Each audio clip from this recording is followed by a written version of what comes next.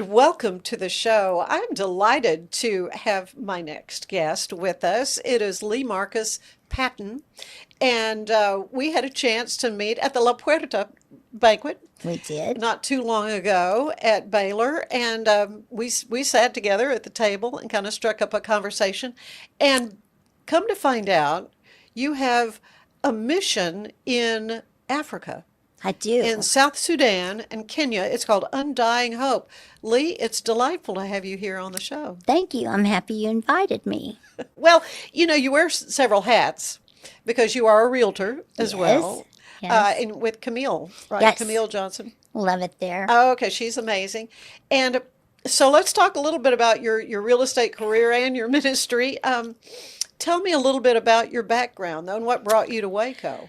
Well, um, years ago, when my children were all leaving to go off to college, I had been out of the workforce for a long time. I stayed at home to help raise my children, and I was feeling a little sorry for myself, not being alone in the house for so long. So I decided that I needed to go to work. And my husband, my late husband, thought that real estate would be a great option for me since I loved going out and meeting up with people and looking at pretty houses. So I jumped in with both feet. And 26 years later, here I am, And still at it. that was in the Metroplex, right? And that was in Houston. Oh, in Yes, Houston. in Houston. Okay. Yes. And so when my husband moved me to Waco because of his work and his family is here, I met Camille and decided that was the best home for me. And I'm so happy she invited me to join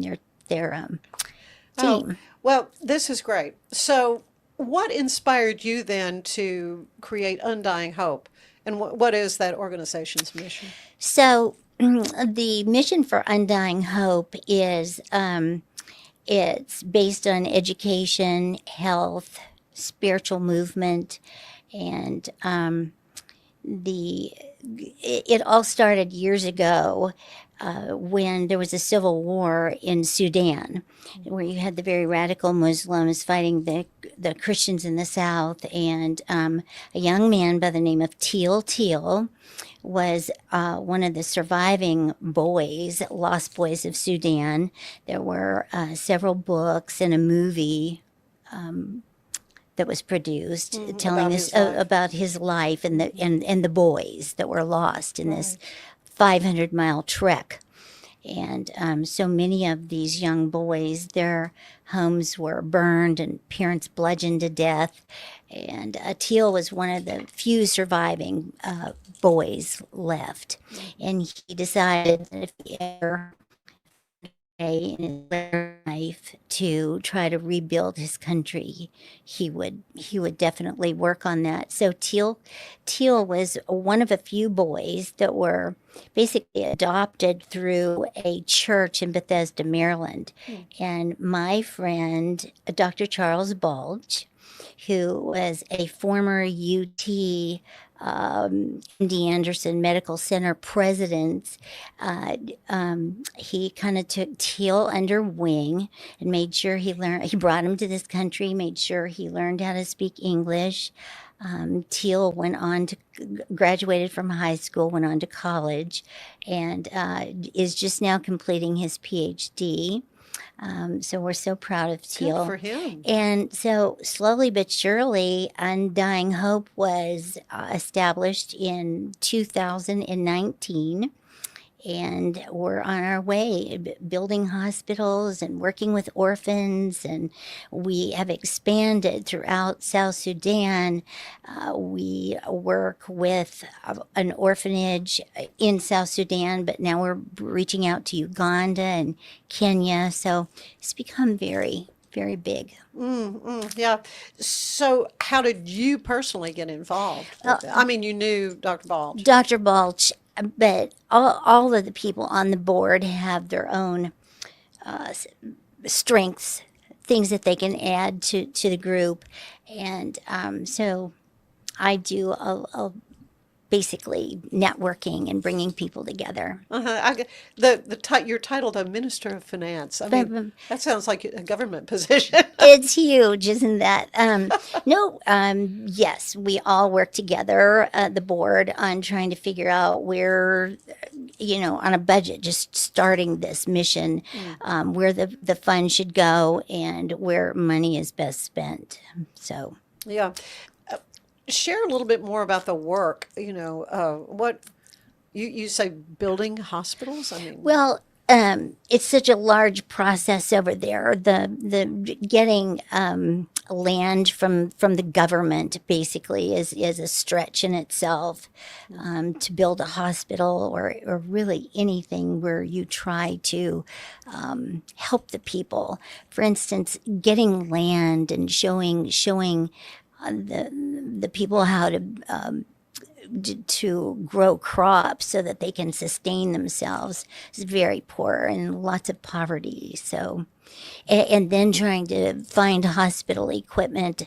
I was at a fundraiser one night and met a lovely woman in Houston who had an association with another nonprofit where hospitals take used equipment that is perfectly usable, but maybe slightly outdated, like a cell phone. The 13 works, but we want the 15. And so they take all this equipment and they send it to third world countries. And then they teach the staff how to use the equipment. So that's incredible. And she was able to help me find several hundreds of thousands of dollars in hospital equipment to ship there. So. What are some of the biggest challenges that the people face there? I mean, So many. extreme So poverty, many. I'm sure. There's so much money at the top that the people down below never see. For instance, families when they run into hardship, they actually sell their little girls into marriage, which breaks my heart.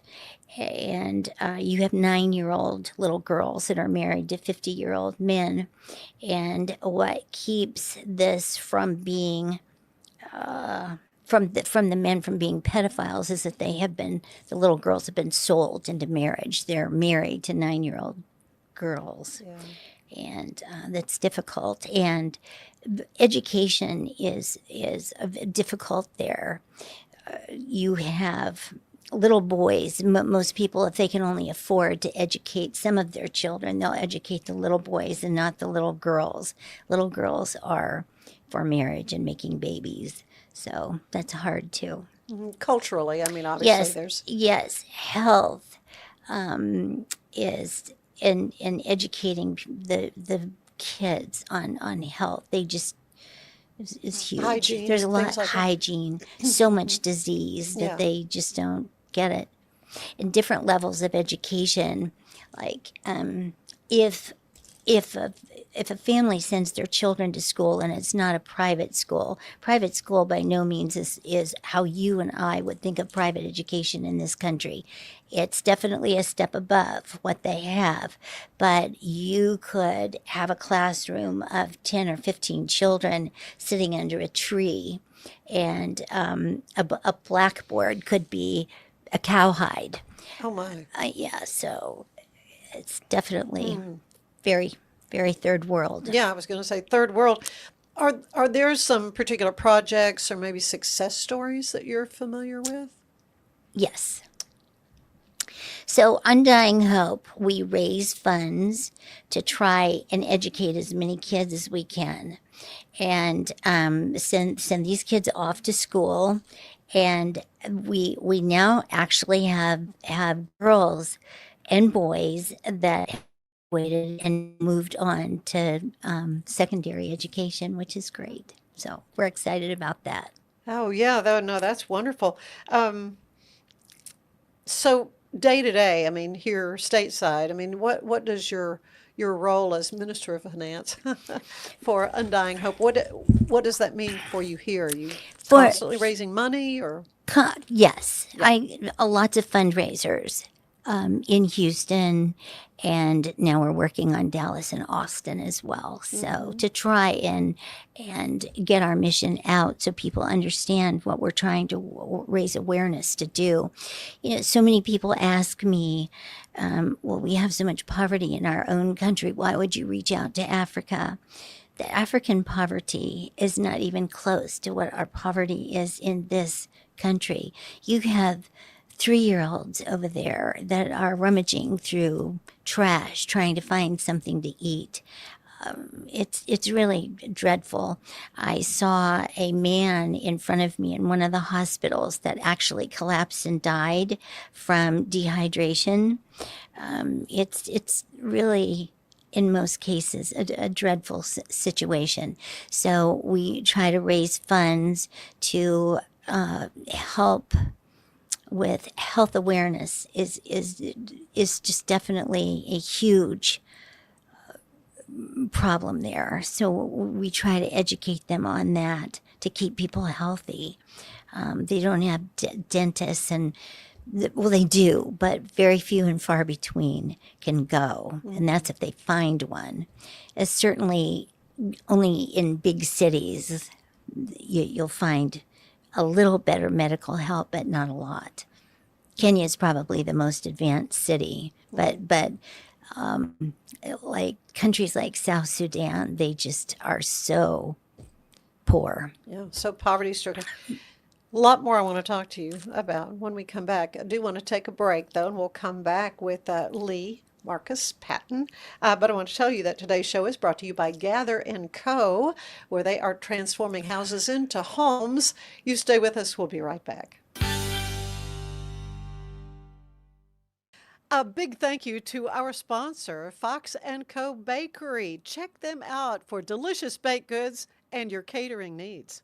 It's football season, and we can create your outdoor tailgating spaces that is actually a part of your home. Bifold doors that tie in the inside and the outside, and you can gain anywhere from 1,000 to 5,000 square feet living space, all while taking in the big game, poolside. Call us at Gather & Co. Kitchen and Bath, where we can create your unique tailgating space. Serving Central Texas since 1889, TFNB Your Bank for Life takes pride in being more than a bank.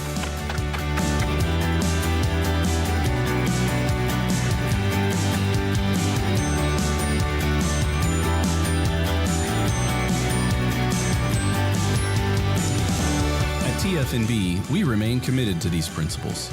If you value them too, come join us. TFNB, Your Bank for Life. Hey Waco, meet your new favorite email. It's called the Waco Buzz, the local newsletter that skips crime and chaos and gets straight to the good stuff. New restaurants, hidden gems, weekend events, and stories that make you proud to call Waco home. It's quick, free, and written by people who love Waco as much as you do. Join thousands of neighbors who already start their mornings with the Waco Buzz at thewacobuzz.com.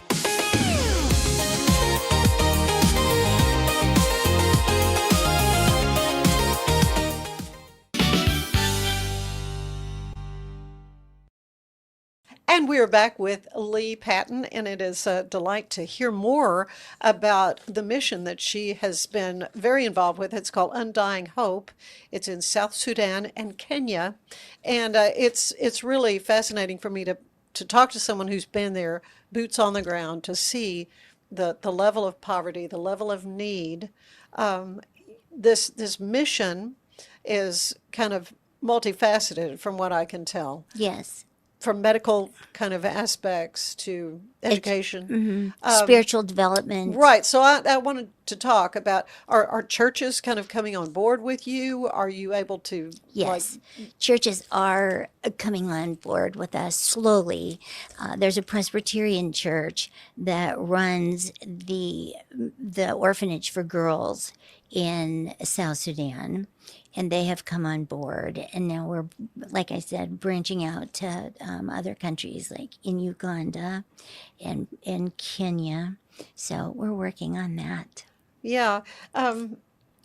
What lessons have you learned in working in Africa, and how often have you been able to physically go? I go at least once a year and Mm-hmm. twice if I can. But so much of the groundwork is done here to help them there. What have I learned? I've learned that in life, I think all of us have an obligation to try and help whoever they can. You know, we are so blessed.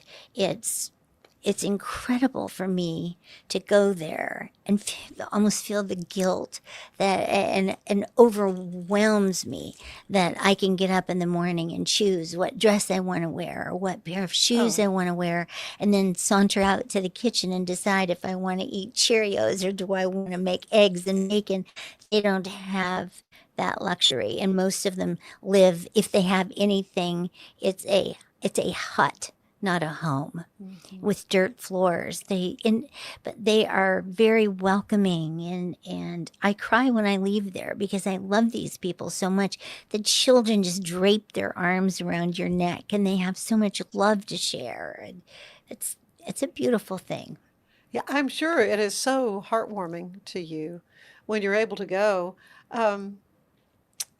How do you balance, your work, what you're doing to kind of set the groundwork and so forth for Undying Hope with your real estate business, with Well, the other things that you do? real estate business is my everyday life. In Undying Hope, I do that by night and Okay. real estate by day. So it's a great balance between family work and my work and my mission work. Uh-huh, uh-huh.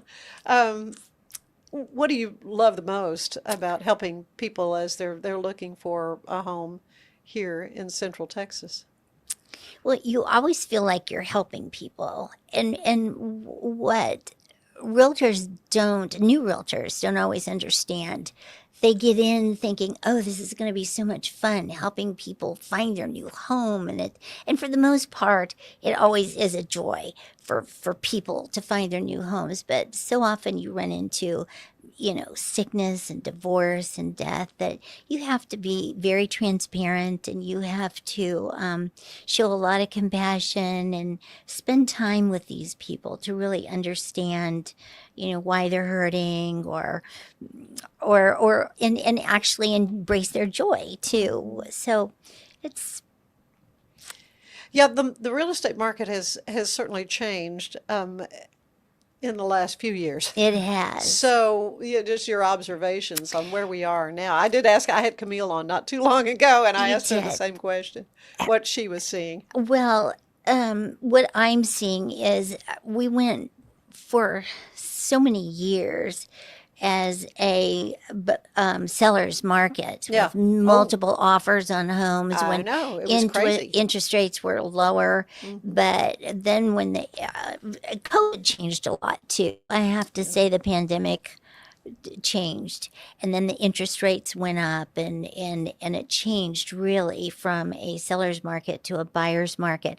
But slowly but surely it's really coming back, and we have so many Californians moving to Texas now. I mean, lots of Californians moving here, so that's Maybe a lot more New Yorkers too. probably so. Probably So so. we'll see what happens. So, just what is it you love though about helping people with? Getting to know them and Yeah. making friendships. I was going to say, I bet you Oh. make lasting friendships with your lasting clients. friendships. So many of them, I go to their children's weddings, and I can drive, especially in Houston, just learning my way in Waco, but I can go by almost any given street in my community and know the last three owners and their dog's name and the children's names and where they went off to, because they keep in touch through email and Christmas cards, and it's a lovely. Facebook, social media is always a good way to keep Yes, up with people, I think. absolutely. Yeah. Yeah. Back to Undying Hope. What are there some projects or goals that you have in the next, say, year or so? What is it you're hoping to be able to, for the next time you go, you say you try to go each year. Is to for me uh, is to try and raise enough money so that we can add more and more scholarships. And now they're trying to teach in the schools awareness about growing so they can be self-sustaining and crops, and that's definitely, I would have to say education, raising money for education is top priority for me.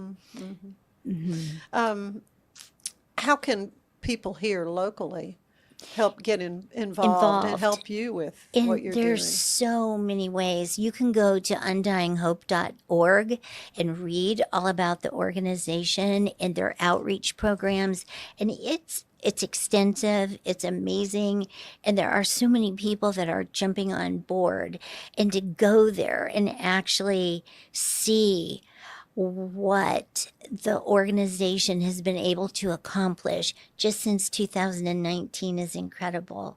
I was going to say, I mean, that's a relatively new Yes, it is. organization when you And think it's about it. grown very quickly. Yeah. So especially to have expanded there on the continent. The president of South Sudan actually invited us into his home and has been willing to try to help us. And the minister of health there and the minister of education on the ground, there's lots of people working to help.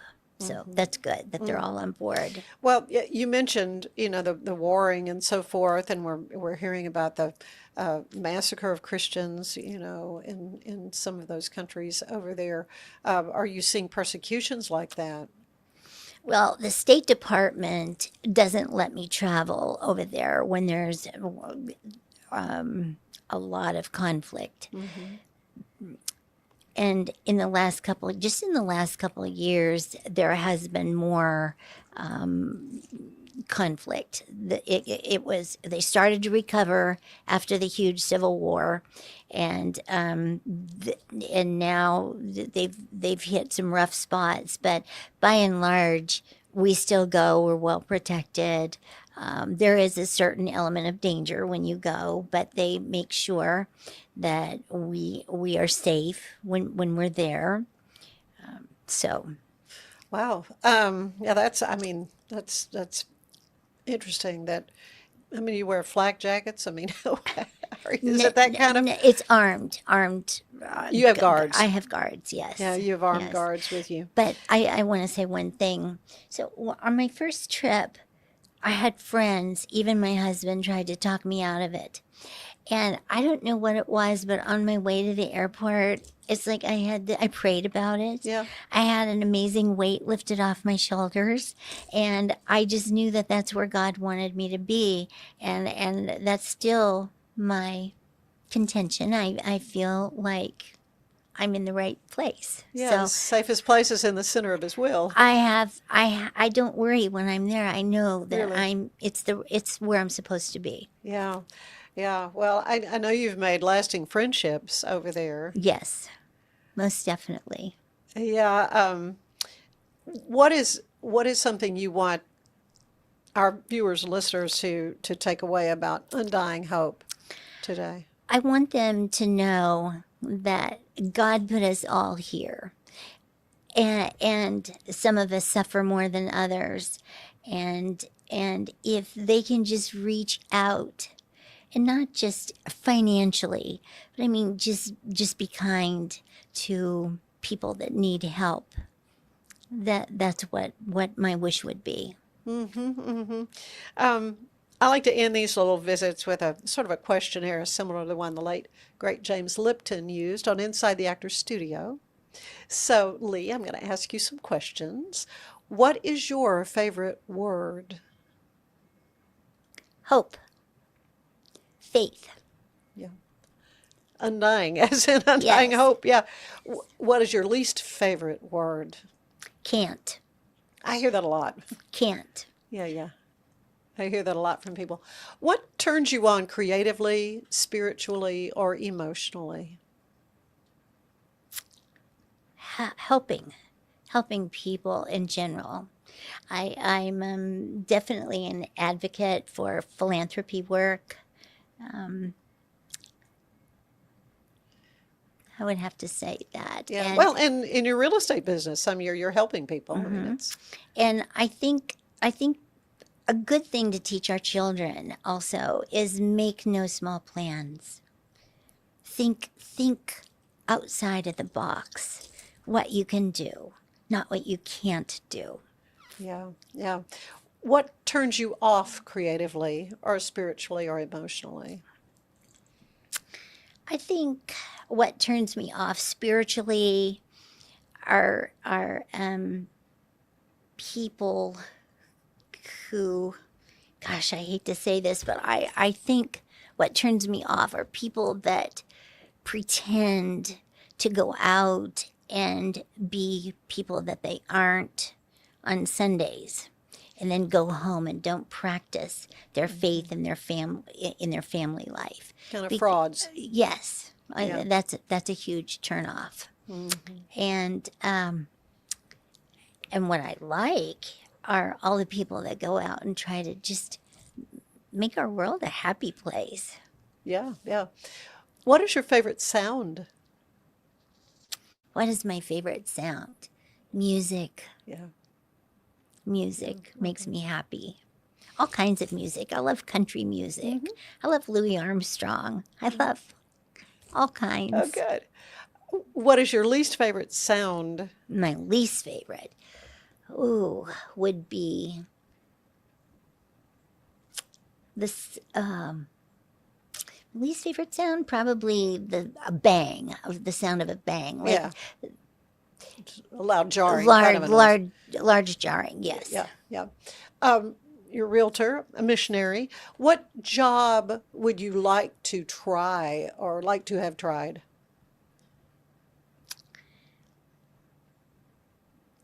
I think oceanography. Really? Yes. I don't think I've ever heard that. Oceanography. How fun, yeah. Yes, I love plant life in the ocean and studying, just studying the oceans and the animals that live in the ocean. Ocean life, yes. Cool, cool.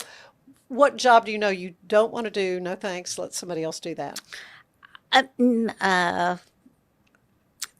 Medical. Yeah. Oddly enough, I don't. Think I have heard that before. I don't think I could work on a human. Yeah, nothing to do with with blood. Yeah, to hear them say "ouch," I would be sorry. like, Oh, no, I'm I'm so sorry." sorry. Yeah, I don't think I could do it. But you're helping people in that Yes, department. Though. yeah. One last question. Sure. When you arrive at the pearly gates, what do you want to hear the Lord say to you, Leigh? Good job, Leigh. Well done. I don't know that he's going to say that, but I can always hope. Oh, well, I am just delighted to have gotten to know you and to Thank hear you. more about Undying Hope and the work. And again, folks can go to, what is the website? It's undyinghope.org.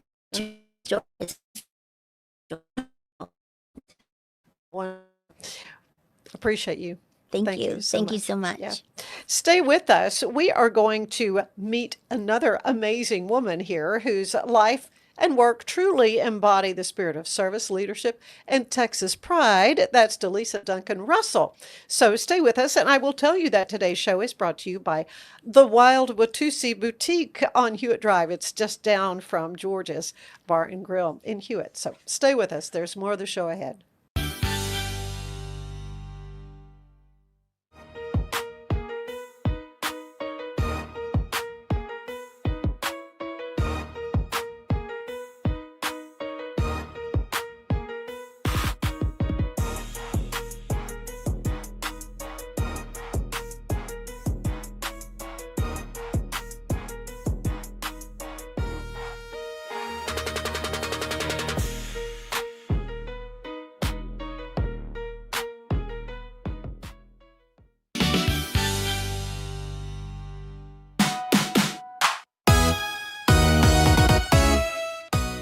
Get ready for a morning full of fun and friendly competition at the City of Woodway's first annual Family Field Day on November 22nd from 9 to noon at 9001 Bosque Boulevard.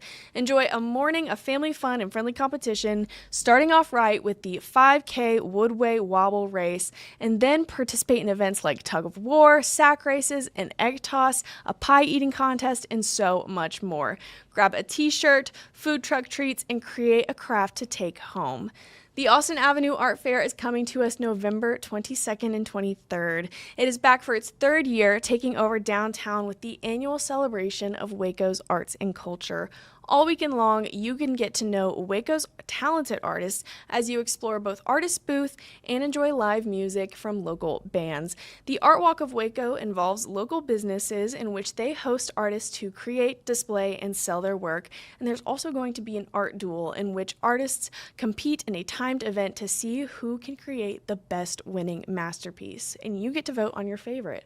I'm Elizabeth Riley with Act Locally Waco, and I will see you next time.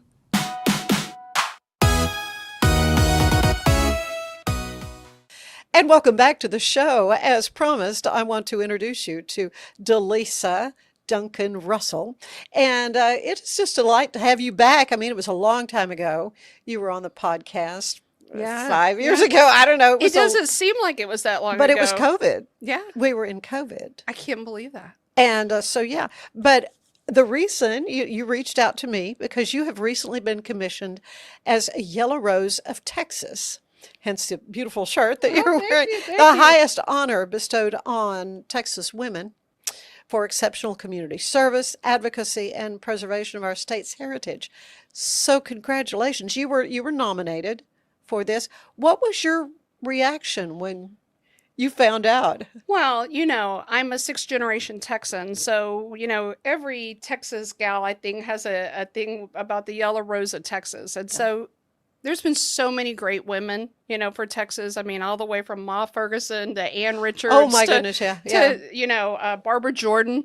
So many great examples and everything. But I'm very humbled by this. I've gotten to do a whole lot of wonderful things, and I know we'll talk about that. But it's really a we award, in my opinion, not just a me award, because I've just been so lucky that I've gotten to work with so many great groups of people to do that. But it was an honor. I'm still kind of flabbergasted by all of it, but I'm at the same time very excited. So how were you notified about it? How did you find out? Well, my husband's not the best secret keeper and everything. And sometimes, sometimes he lets little things slip. But after he left Waco and everything, Dr. Michael Russell, after he left Waco, he went on and started doing things. He was the police officer psychologist in Houston. To become a police officer in Houston, you went through him, and then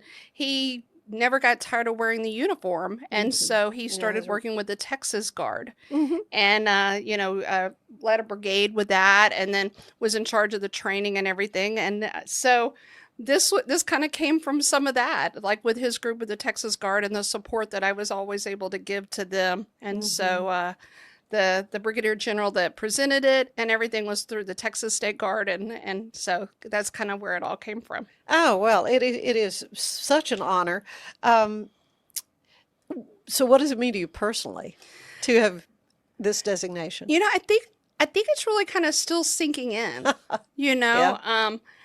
I'm always really good about talking about organizations, and I usually am not talking about DeLisa, but this award has DeLisa's name on it. So yes, of course it's an amazing honor, but I want to give that back to it because it was just all those individuals that have lifted me up throughout my life and, that I've been able to work with. Yeah, quite an impressive group, Brigadier General Buddy Grantham, as you say. Yeah, amazing. Yeah. You do have an incredible heritage of those sixth generation Texan, as you say. How has your Texas upbringing kind of brought to your sense of service and need to serve? Yeah, my ancestors go all the way back to the Alamo. We have some people buried at Really? the Alamo. And my daddy was a rancher. My daddy was a In rancher DeKalb? in DeKalb, Texas, outside of Texarkana. We always were told that it took everybody. When you grow up on a ranch, it takes everybody to do the work. It's not just one person. And so really from the get-go, it was about that. It was a get-go from the get-go in school. I was so lucky to be a part of a lot of organizations in school. My church was very important. The organizations that I worked with, I mean, our high school band was like the band, that we were in, and I got to be the twirler for that. And so, there's never been a time that I think that there was time for grass to grow underneath your feet. There's always something that needs to be done. And, we Texans, we like to believe that, the world revolves around Texas and It doesn't? so I still believe that. Right? Really? But I think that, you're always being taught that there's something that you can be doing. Yeah. There's something that you can be doing to make your community better. To make the organizations better and everything. And so, I learned that from the cradle. I believe. Well, your parents, an Army veteran. Yes. And your mom, a music teacher. Yeah. Yeah, so they clearly instilled those values in you. Yeah. And growing up in a little bitty town, I joke, I get excited everywhere we go because I grew up in a one red light town. The highlight was going to eat pizza at the junction and going to the Dairy Queen for ice cream. But it was that small town. Of course, there were always rivalries and different football teams and different things like that were right around there. But we were a group. It's interesting. I just went to my high school reunion a couple of weeks ago, and it's still like that. It's still like a family. And I think that no matter how big you get, I went to the big city of Houston, right, at a time that it was a big city, and what we learned was that during COVID, it took all of us coming together, just like that little small town that I grew up in, to really make a difference. So. Yeah. I mean, you mentioned reunion, of course, school and church and all that. So it just, these kind of fed into your lifelong calling of service. I really, spiritually, my spirituality is really important to me, and I joke that I've only applied for one job in my entire career. And it actually was when I was at Baylor. I needed a little extra spending money to eat. And so we all like to eat. Yeah, we always like to eat and everything. And so I applied out what at that time was Brazos Psychiatric Hospital. It's the DePaul Hospital. And I really do believe that if you say that there's a higher power, God, however you want to say that, that higher power has always put me where I need to be. That I've been destined to be there, and we've done some really great things. Yeah, so that was the only job you applied for. So your schooling, though, was in psychology? Well, I went off to Virginia for my undergrad. I went to Virginia, and but my father passed away right whenever I went to school, so we had to come back to Texas and everything to be there for the family. And I was excited because I had actually already been accepted at Baylor. I had thought about Baylor, and I came back, and Baylor was my family. The people at Baylor was my family, and I feel like that really took good care of me. And I got to, finish, and when I came back, I had what they said were multiple majors because of the school I'd been at. So I could go psychology, I could go social work, I could go political science. And so I kind of rolled all those things together and just made sure that I did something that I would always have a job. And it seems like that's just kind of come your way. It has. Along the way. I've been blessed. Of course, your service record is incredibly broad. As you say, from child advocacy to veterans, mental health.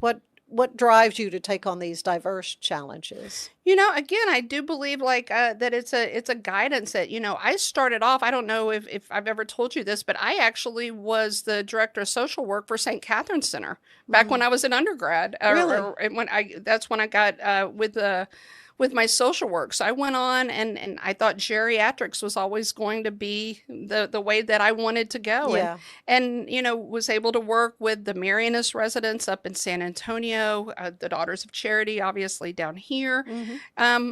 doing that, that's where I felt like I was led to be, at that time. 9/11 changed things for a lot of people. And that was really whenever I got involved with the active duty. And, when people were deployed, we had great resources with the Department of Defense, but they were deployed. And so we worked together. One of my really good friends, Matt Wilburn, in San Antonio, and started the first civilian collaboration with the Department of Defense in San Antonio, Military City, USA. And so even though I wasn't serving in the military, I absolutely felt like that's what I was doing during that time, because there were so many people coming back and they were broken and they needed the help. So in the involvement of that, in the process of all that, I met my husband, not as a patient, or people go, wait, did you meet him there? No, that wasn't qualify that. Yeah. So I want to make sure that we know that. But no, he was working for the Army Surgeon General, and some people that we knew actually hooked us up on a date. They thought we would actually clash and kill each other and everything because we were so different. Strong personalities. Such strong personalities, but it worked because he really does have that servant's heart. And, I think that a lot of things that kind of came after that was just the fact that I met who that person was that I needed to be with, and we were able to do it together. And that's what led us to Waco, and the One Stop. Well, I was going to say, you did groundbreaking work with veterans, and that helped to launch the Veterans One Stop here in Waco, leading early PTSD initiatives. Really learning that during the Iraq War, having the opportunity to study under people like Edna Foa, who did prolonged exposure, and Kate Shard that had CPT, which are really still like the leading things in working with trauma with PTSD. But, whenever I left San Antonio and came to Waco, and the whole idea was kind of going around about the Veterans One Stop and what else we could do, I really do believe, again, that was a divine thing that just kind of came to play, because you came in and the groundwork had already been laid for a lot of it. But getting, talk about getting the right team, really getting all the people together and getting the veterans excited. I love the back of our T-shirts. It said, thank you for your service. We still need you.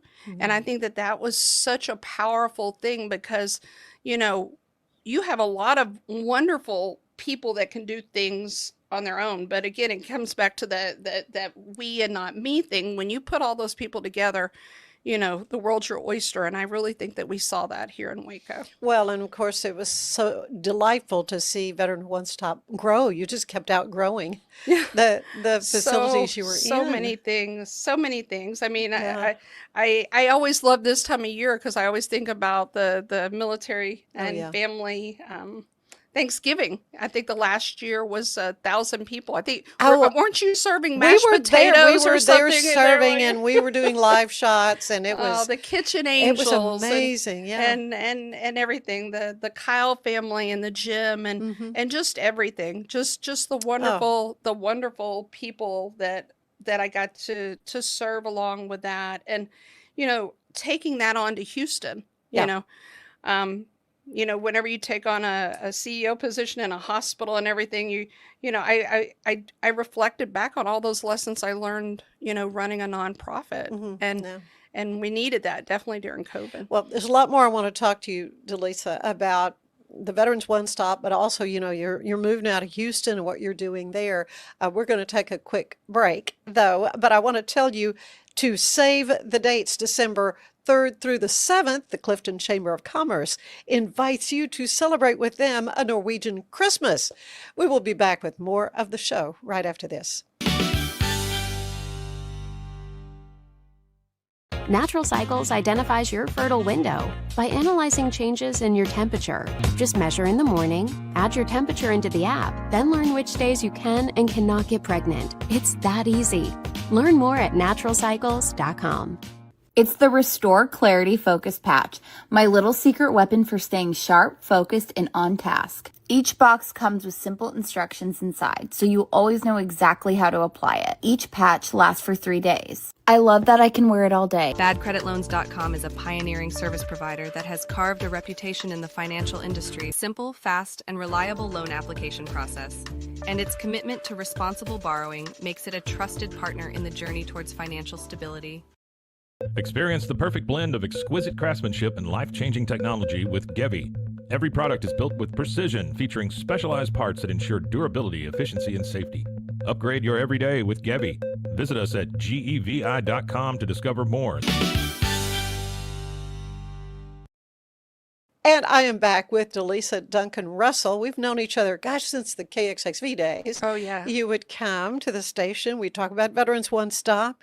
And what an amazing thing that has been. Do you have some stories from that time when you were here with Veterans One Stop you can share? Oh my gosh, there are just so many. I mean, I think that you know, I remember what are we going to do with this building? You know, Yeah. I think I could say this, we were between the flea market and the strip club. Like, what are you gonna what are you gonna do with this building, right? And it just turned into a magical place Yeah. that more and more people, you know, wanted to do something with. And I hope people still go over and look, because people, you know, the pictures on the walls of the people that have been there before us, and the things that were brought in, so many historical things that I love. That I always want to mention Jerry Gwynn. We lost him during COVID. He was just a magical human being, and the things that we did, being a charity champion. I mean, TFMB. That is a fabulous program for Oh, it is. any nonprofit to be a part of. So thankful for David and all that they do. So there's just so many. I mean, there's so many memories when I look back on Waco. Yeah, and of course, Elmer Spates is just doing a great thing there now. Had a chance to visit with him on the show, and love what they're doing. Going to shift gears just a little bit. You were selected as a leadership scholar with the George W. Bush Institute Veteran Leadership Program. Tell me about that. You know, that has to be probably, you know, you say that I've done so many amazing things, but the veteran leadership program that George W. Bush has done, and actually there's applications that are going out for this next year for anybody that's listening to this that wants to apply. That was a magical experience that you're with people that are just amazing leaders. I mean, everything from Peter Pace, who had been the Joint Chiefs of Staffs, Bob McDonnell, who had led the VA. I mean, these people that, and they're superstars, and you're just sitting there with them, you know, and it's kind of hard not to be like a bit of a fan girl with all of that, but they're so humble. Yeah. They're such humble servant leaders. And, you know, the Bush Institute, they have a magic there. I don't know how they do it, but they put together a group of individuals that in their own right that they've done things, but that they're all different, you know, some different political philosophies, everything else, but you learn to work together, because the work that you do as a group can do such great things. And we call them cousins, you know, because they're family once you do that together. You know, I have cousins that are writing books now and doing so many amazing things, and being a part of that organization is just it changes your life. It really does. Yeah. Well, as an LPC supervisor and mentor, you're helping to kind of shape the next generation of mental health professionals. What advice do you have for people who want to go into this field?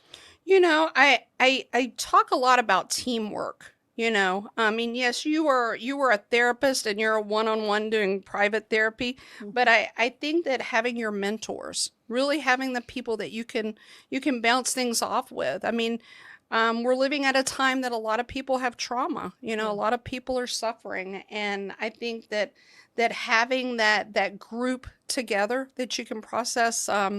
You know, I'm only supposed to meet with my what I call my baby LPCs once a week, but they know that they can, if the minute that they finish a session or something like that, that they can call me and we can process that. And continuing to do that, as well as like, be able to travel nationally and doing a lot of leadership trainings and working with hospitals and stuff. That's a pretty exciting, a new adventure. Yeah, well, absolutely.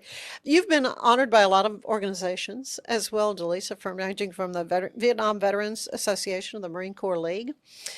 When you look back on this, what is your takeaway? What means the most to you and why? I joke, being married to an Army colonel, he never thought he was going to be married to a Marine. But, Bobby Joe, they made me an honorary Marine with the Marine Corps League. And just all of those, again, amazing servant leaders, Gary with the Vietnam Veterans of America, all of those people that have really just done so much. It's humbling to whenever they do something for you that, yes, it's an award that has your name on it, but it is so much because you did it with a group and everything. So working with the Vietnam Veterans of America over at the One Stop, like I said, working with the Marine Corps League, working with the VFWs, the American Legions, just many great organizations, just too many to support. even like, Yeah. But I think that the magic happens is when they all come together. Yeah. I really feel like that is the magic, because it's the mission, right? Yeah. I mean, that is when you have a mission. I think maybe that's why I'm drawn so much to veterans and the military and stuff, because they know, they've been there in that part of their life that they knew what the mission was. And I think the mission is just to leave the world a better place. Whenever when you depart from it, do you really feel like that you did something that you left the world a better place? Yeah. Speaking of your relationship with your husband, Dr. Michael Russell, you share a deep commitment to all things military and your faith. How has this strengthened your marriage?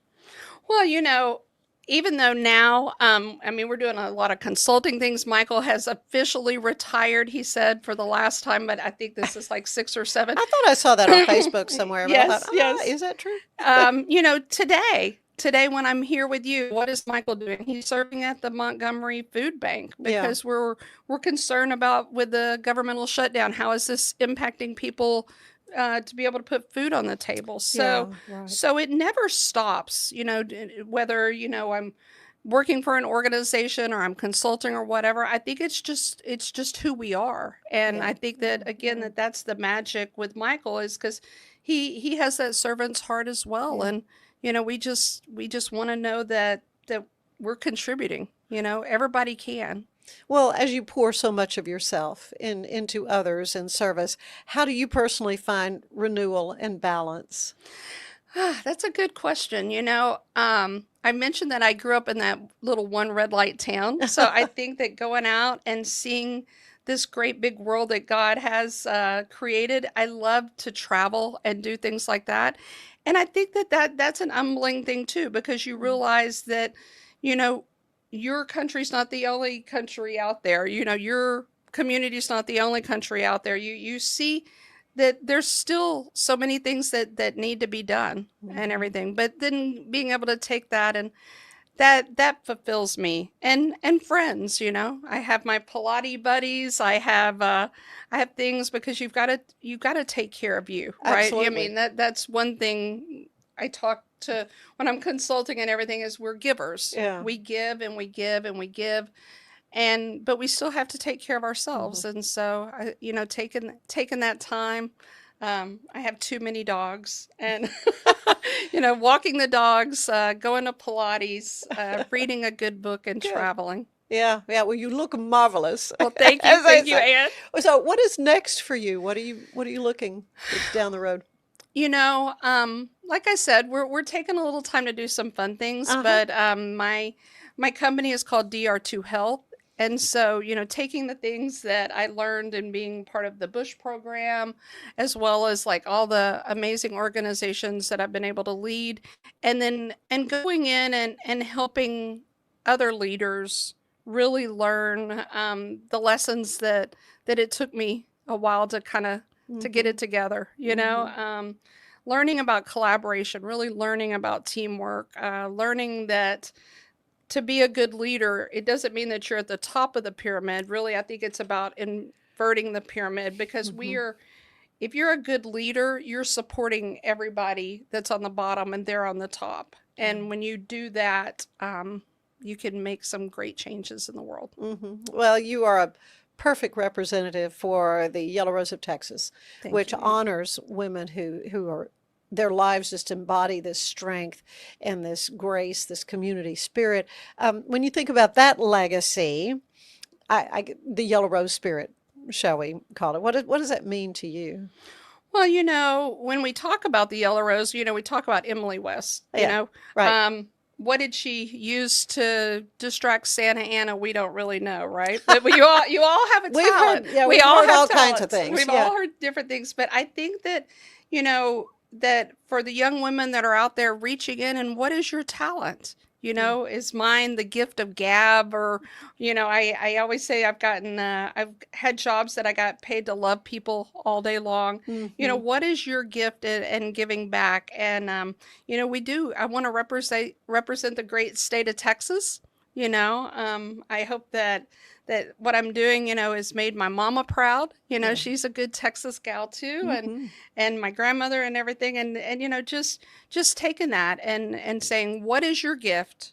Because whatever your gift is could be life-changing. And that's what Emily West did in becoming the Yellow Rose of Texas. Yeah, your message of encouragement then to Texas women. Yes, absolutely. Absolutely. It's a time that find your gifts, male and female, find your gifts and use them for good. Yeah. Well, we are in November, and I just think the whole month of November is a great time to honor and recognize our vets.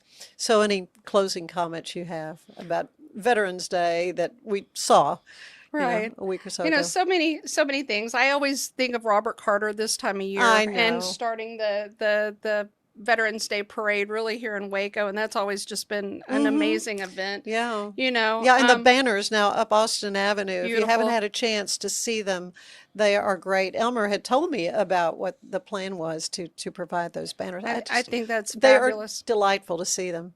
I mentioned that the applications are out right now for the Bush organization, that anybody wants to be the Veteran Leadership Program, that is out there. President Bush has continued to give back to our veterans and that with his organization. So, I think every day's Veterans Day at my house.